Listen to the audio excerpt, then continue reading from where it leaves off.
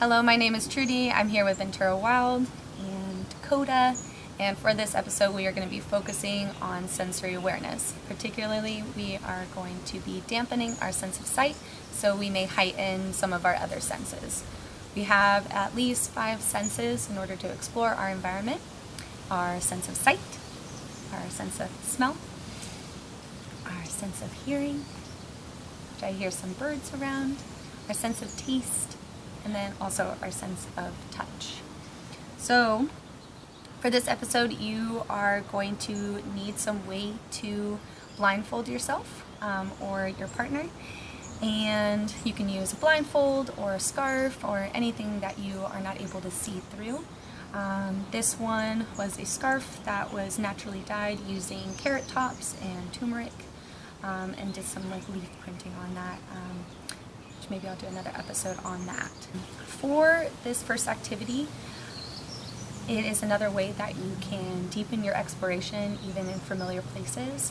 And so you can do this activity outside in your backyard, or out on a hike.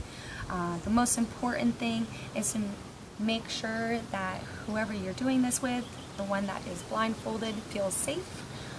This is a trust exercise and making sure that they feel comfortable the entire time from start to finish.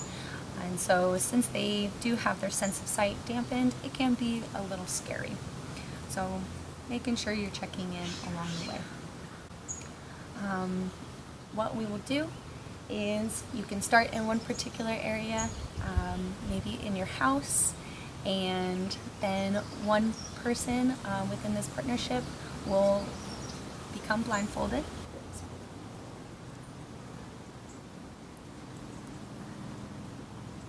Okay, does that feel comfortable? Mm-hmm. Yes. Okay, do you feel safe? Mm-hmm. Yes, I do. Okay. And then the other one that is sighted will lead them to an area either outside or even within your building, and have them explore that space without their sense of sight fully. So having them get down to the ground, feel around, smell things. If it is safe to do so, they can even taste what's around them. If there's some wild edibles around, or maybe even have some fruit trees in your backyard, and having them explore fully until they're able to guess as specific as they can be where they are. Another activity we can do for sensory exploration is using some containers, which you can use yogurt containers or any sort of plastic container that maybe you find in your recycling. And what I've done is just slipped a sock over the top of it so you're not able to see through it. And that also kind of creates some sort of closure, so you will put your hand inside of there without being able to see. You can do as many as you want with one item that you find out in nature. You can also do things with toys or food items. You can do one that focuses on your sense of smell or sense of taste.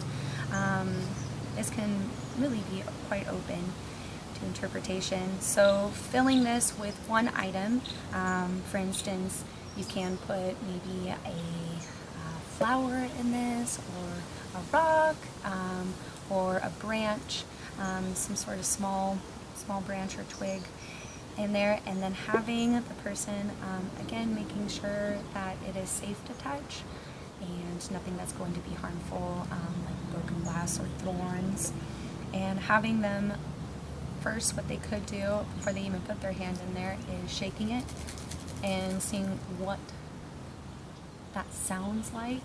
Is it heavy? You can also feel the weight of it. Is it heavy? Is it light? Does it sound like there's many of them or just few of them? Is it making a hollow sound or something that is more dense? And then once they're ready to explore it a little bit more fully, putting their hand inside and feeling around, feeling every bit of groove, what that texture, having them describe that texture to you, putting it into words. And then if there is a smell to it, having them rub, like for instance a sage leaf, and rubbing that fully, taking their hand out without the item and smelling their fingers, maybe will get you a little bit further with guessing what that item is. And so it's really nice if you have siblings or multiple people in your family, then you guys can all explore that before. What I like to do is before making a guess so that it doesn't sway somebody else around the circle before they're able to explore that fully. And then once everyone has explored it, then you can share some of your guesses, and you can do that for as many as you want. I do like to do things that are could be gross. Again, making sure that safety is involved, but I do like to put things like mud or wet sand in there, or algae, or something that might have like a little bit of a gross factor in there, which tends to get a little bit more of an excitatory response. Yeah, it can make things more interesting.